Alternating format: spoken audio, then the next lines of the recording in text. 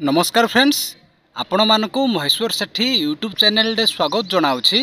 देखंतु आज मु आपण मानकु एई वीडियो माध्यम रे गोटे इंपोर्टेंट इन्फॉर्मेशन देबाकू जाउछि।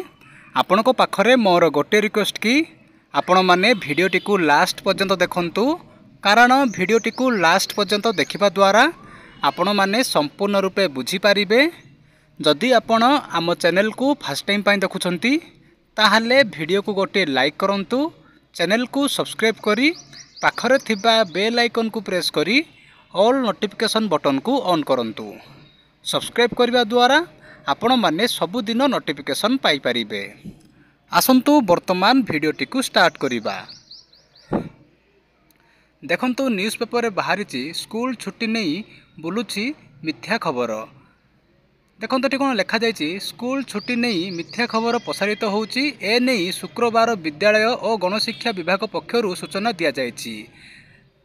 प्रबल ग्रीष्म प्रभाव जोगु आसंता जून 15 तारिख जाए स्कूल छुट्टी संपर्कित एक मिथ्या खबर सामाजिक गणमाध्यम रे प्रसारित होउची। देखंतु स्कूल छुट्टी नहीं कि गोटे मिथ्या खबर बुलुची।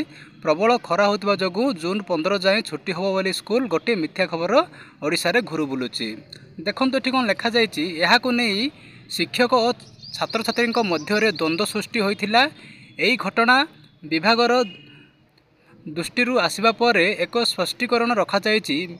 विभाग पक्षरु कहा जाइए जे स्कूल छुट्टी नहीं कौनसी चिट्ठी होई नहीं। देखंतु स्कूल छुट्टी नहीं कौनसी मध्य एबे पर्यंत चिट्ठी होई नहीं। तेणु एई मिथ्या खबररू दूरे रुहंतु।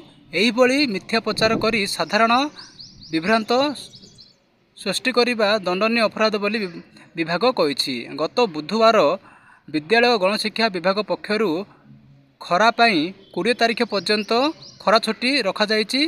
तेबे यार कौनसी अवधि बुद्धि करा जाई नाही।